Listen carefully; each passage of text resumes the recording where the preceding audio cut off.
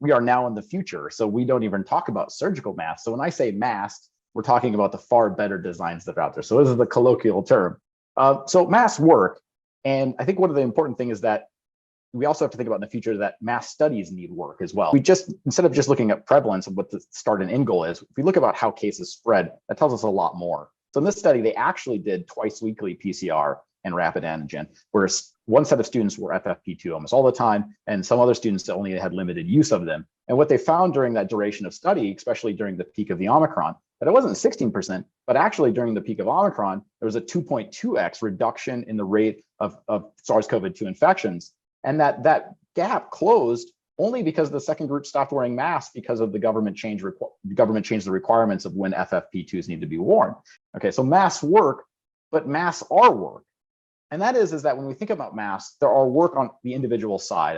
And so we need to transition masks to be just a common fashion accessory. If we think of one most common medically worn device that we all wear, glasses. The other important aspect is that they require training and tools to measure the fit of the mask. So fit is a very important aspect of respirators, which means that we need low cost and widely available fit testers. The masks help complement almost every situation. So on the right is a plot that was done looking at a large office building and doing a calculation in terms of transmission that might happen in that space of a large office building that had 133 people inside of it.